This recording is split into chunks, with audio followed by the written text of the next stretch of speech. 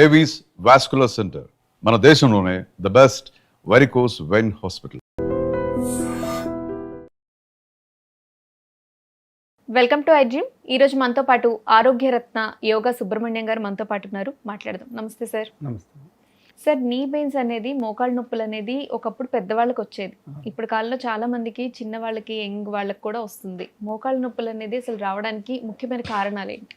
అమ్మ, మోకాళ్ళ నొప్పులే కాకుండా శరీరంలో కీళ్ళకు సంబంధించినటువంటి ఏ నొప్పులు వచ్చినా కూడా, ఇంక్లూడింగ్ నీ పెయిన్, శరీరంలో వాతతత్వం పెరిగిందని అర్థం. ఇక్కడ శరీరంలో 3 తత్వాలు ఉంటాయి, త్రిదోషాలు అంటారు వాటి. వాతము, పిత్తము, కఫము. వాతం అనేది వాయురాకాశాల కలయిక, పిత్తం అనేది అగ్ని నీటి యొక్క కలయిక, కఫం అనేది భూమి నీటి యొక్క కలయిక. ఇక్కడ శరీరంలో వాయురాకాశాలు కలిపి వాతం అంటారు. వాతం కనుక పెరిగిందంటే, ఇన్బ్యాలెన్స్ అయిందంటే, ప్రకోపించిందంటే, అప్పుడు మోకాళ్ళ నొప్పులు రావడానికి ఆస్కారం ఉంటుంది. దీనికి మెయిన్ రీజన్ ఏంటంటే మనం తీసుకునే ఆహారంలో డ్రై ఆహారాన్ని తీసుకోవడం. అంటే మ్యాక్సిమం ఏంటంటే రసహీనం అనేటువంటి ఆహారాన్ని తీసుకోవడం. ముందు కాలంలో మనం ఏం ఆహారం తీసుకుంటా ఉన్నాము? కాయగూరలు ఉండేటివి, మజ్జిగ ఉండేటివి, తర్వాత రసం ఉండేది, తాలింపు ఉన్నా కూడా డీప్ ఫ్రై ఉండేది కాదు, ఏదో కొంచెం నెయ్యిలో అట్లా వేయించుకొని తినేవాళ్ళం. అంటే అన్నీ తీసుకునే ఆహారంలో రసంతో కూడినటువంటి ఆహారం ఉండేది. ఇప్పుడు డ్రై అంటే డీప్ ఫ్రైడ్, మైదాతో చేసింది ఫ్రై ఫుడ్, డీప్ ఫ్రైడ్. మీరు హోటళ్ళకు పోండి, ఎక్కడైనా అంతా వీళ్ళు తినే ఆహారం అంతా కూడా మనం బయట దేశాల నుంచి వచ్చినటువంటి రసహీనమైనటువంటి ఆహారం అంతా కూడా మన బాడీలో ఉన్నటువంటి ఫ్లూయిడ్స్ని సక్ చేసుకుంటాయి. అప్పుడు డ్రైనెస్, వాతం యొక్క ప్రభావం పెరిగిపోతుంది. కాబట్టి మనం తీసుకునే ఆహారాన్ని ఎక్కువగా రసముతో కూడినటువంటి ఆహారాన్ని తీసుకోవాలి. దానివలన అది తీసుకోకుండా ఈ యొక్క ఫ్రైడ్ ఐటమ్స్, బయట దొరికి ఈ బిస్కెట్లు అయితేనేవి, ఇవన్నీ రకరకాలైనటువంటి డ్రై ఐటమ్స్ తీసుకోవడం వలన వస్తూ ఉంది. ఒకటి ఆహారం యొక్క ఫుడ్ లో చేంజెస్ చేసుకోవాలి. ఫుడ్ లో అందరూ చేసిన మిస్టేక్స్, ఫుడ్ ద్వారా వచ్చేటటువంటి మోకాళ్ళ నొప్పులు వచ్చేటటువంటి ఒక కారణం. రెండవది, విహారంలోకి వస్తే ఎక్కువగా జిమ్ములు చేయడము, ఎక్కువగా పరిగెట్టడం, అంటే ఎక్కువ ఓవర్ ఫిజికల్ యాక్టివిటీ, మోకాళ్ళ నొప్పులు వస్తాయి. ఓవర్ ఫిజికల్ యాక్టివిటీ వలన శరీరంలో వాయువు పెరిగిపోతుంది, వాతం పెరిగిపోతుంది. అప్పుడు ఇక్కడ లోపల కీళ్లలో ఉన్నటువంటి సైనోవియల్ ఫ్లూయిడ్ ఏవైతే ఉందో గ్రీస్ లాగా పనిచేస్తుంది. అది మనకు ఈ యొక్క మోషన్ని తయారు చేయడానికి, ఈ మూమెంట్ ఇవ్వడానికి లోపల ఒక గ్రీస్ లాంటి ఫ్లూయిడ్ ఉంటుంది, సైనోవియల్ ఫ్లూయిడ్, ఒక జిగట లాంటి పదార్థం. అది ఫ్లూయిడే. కాబట్టి వాతం పెరిగినప్పుడు ఆ ఫ్లూయిడ్ అంతా డ్రై అయిపోతుంది. డ్రై అయినప్పుడు ఎక్కువగా మనకు బాడీ వెయిట్ పడేది, ఎక్కువగా మనము యాక్టివిటీ చేసేది కాళ్ళతోటే. కాబట్టి అన్ని లిమ్స్ కంటే కూడా లోయర్ లిమ్స్ని, అందులోనూ మోకాళ్ళని ఎక్కువగా మనం యాక్టివిటీ చేస్తూ ఉంటాం. కాబట్టి అందులో మొట్టమొదట మనకు ప్రాబ్లము తెలుస్తుంది. వాళ్ళకి అన్ని కీళ్ళల్లోనూ అరిగిపోయి ఉంటుంది, అన్ని కీళ్ళు నొప్పులు మెల్లమెల్లగా వస్తాయి.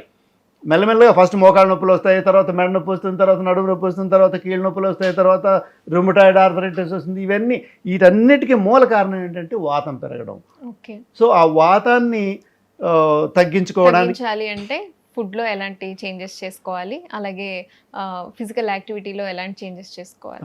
ఇప్పుడు వాతం తగ్గడానికి ఆహారంలో మనం చెప్పినట్టు రసంతో కూడినటువంటి ఆహారాన్ని తీసుకోవాలి.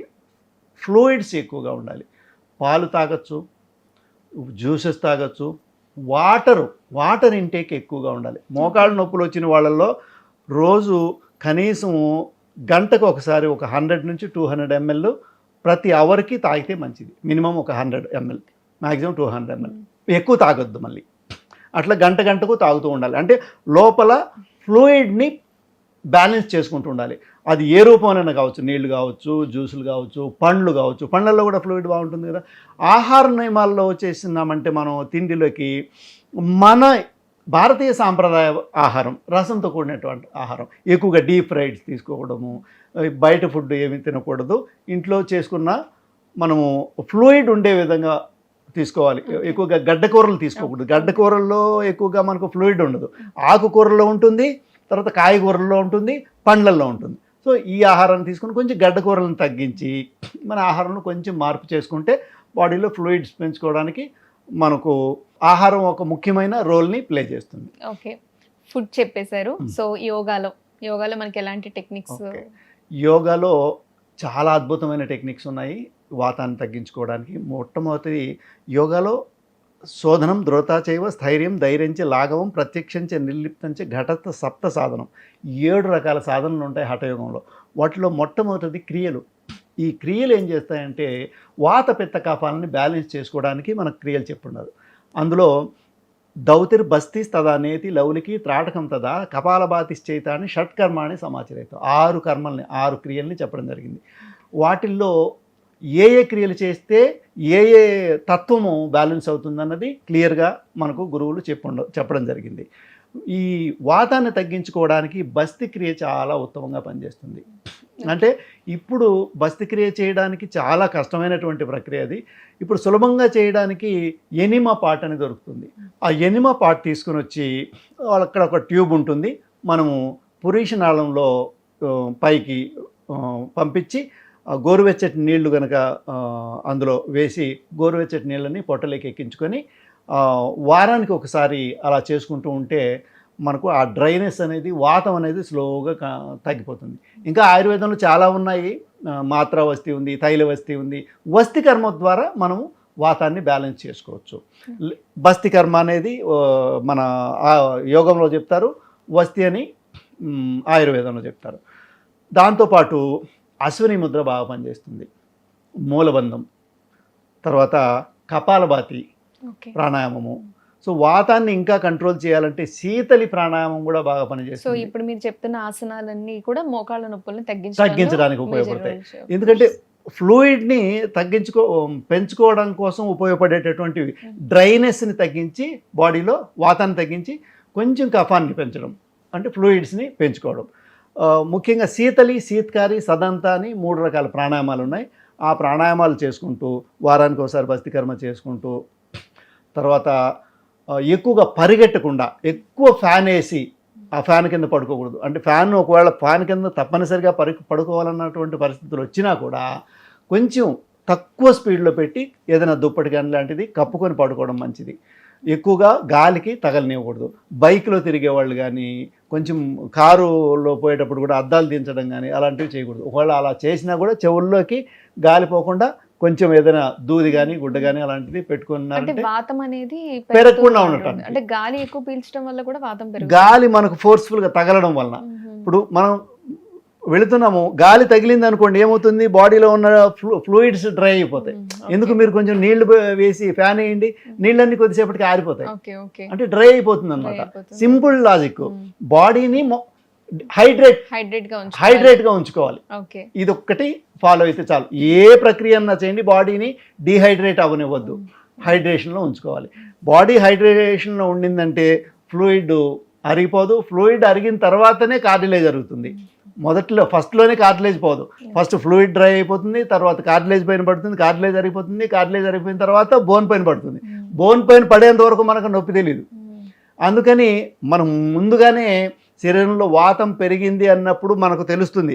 వేళ్ళు సరిగా మడగవు, ఇట్లా పూర్తిగా కొంచెం మనకు సిమ్టమ్స్ తెలుస్తూ ఉంటాయి. వాటిని గమనించి ముందుగానే మనం ఈ యొక్క జాగ్రత్తలను పాటిస్తూ యోగాసనాలను మెల్లగా స్లో మూమెంట్లో, పవర్ యోగా, డైనమిక్ యోగా ఇలా కాకుండా స్లో మూమెంట్లో బ్రీత్తో పాటు స్లోగా ఆసనాలు చేసుకుంటూ, తర్వాత ముద్రలు వాయుముద్ర. ఈ ఇక్కడ వచ్చేసి అగ్ని, వాయువు, ఆకాశము, ఇదొక భూమి, నీరు. వీటిల్లో ఏది ఒకటి మడిసినామనుకోండి అది తగ్గుతుంది, ఇలా పెడితే పెరుగుతుంది. కాబట్టి వాయువుని తగ్గించే ముద్ర వాయుముద్ర అంటారు. ఈ ముద్రను పెట్టుకుని రోజుకు ఒక 25-30 నిమిషాలు మినిమం, మ్యాక్సిమం ఒక 40-45 నిమిషాల వరకు ఉండొచ్చు. అది మోకాళ్ళ నొప్పులు ఉన్న వాళ్ళు కూడా ఈ ముద్ర పెట్టుకుంటే స్లోగా ఫ్లూయిడ్ పెరుగుతుంది, వాతం బ్యాలెన్స్లోకి వస్తుంది. ఇంకొకటి వాత హర ముద్ర అని ఇంకొకటి ఉంది. ఇలా మధ్య వేలు, చూపుడు వేలు మడిసి బొటన వేలు మొదటి భాగంలో ఉంచి బొటన వేలుని 2 వేళ్ల మధ్య పైన పెట్టి కొంచెం ప్రెస్ చేసి ఉంచి మిగతా 2 వేళ్ళని చిటికిన వేలు ఉంగరపు వేలుని స్ట్రైట్గా ఉంచి ఇలా పెట్టుకొని ఒకవేళ మీరు టీవీ చూస్తూ ఉన్నా ఎవరితో అన్నా మాట్లాడుతూ ఉన్నా మీరు ఏమన్నా చేసుకోండి, జస్ట్ ఈ ముద్ర పెట్టుకుంటే వాతం స్లోగా బ్యాలెన్స్ అవుతుంది. వాయుముద్ర, వాతహర ముద్ర, వాయురాకాశాలు కలిపితే వాతం అవుతుంది కదా, ఆ రెండింటిని మడిసి పెట్టుకున్నామంటే మనకు వాతం బ్యాలెన్స్లోకి వస్తుంది ఈ ముద్ర ద్వారా. ఓకే. సో ఇంకా తైలమర్దన, వారానికి ఒకసారి ఖచ్చితంగా తైలమర్దనం చేసుకోవాలి. అంటే ఆ నీ శరీరానికి పూర్తిగా, పూర్తి పూర్తి శరీరానికి ఓకే. వాతాన్ని కంట్రోల్ చేసే అత్యంత అద్భుతమైన టెక్నిక్ ఏదైనా ఉందంటే తైలమర్దన. మనం అందుకనే మనము అభ్యంగనం అని మన పూర్వీకులు ఎందుకు నేనే చేసేవాడిని చిన్నప్పుడు, మా అమ్మ కొట్టి మరీ లాక్కొని వచ్చి మర్దన చేసేది తైలమర్దనం. నువ్వుల నూనె కానీ కొబ్బరి నూనె కానీ తీసుకొని మొత్తం ఒళ్ళంతా జస్ట్ మర్దన చేసుకుంటే వారానికి ఒకసారి స్లోగా ఈ మోకాళ్ళ నొప్పులు తగ్గిపోతాయి. ఒకవేళ మోకాళ్ళ నొప్పులు లేని వాళ్ళు చేసుకున్నా కూడా మోకాళ్ళ నొప్పులు రావడానికి ఆస్కారం ఉంటుంది. అంటే వాత అనేది బ్యాలెన్స్లో ఉంటుంది. నీ పెయిన్స్ తగ్గడానికి మంచి టెక్నిక్స్ చెప్పారు. Thank you so much sir. Thank you.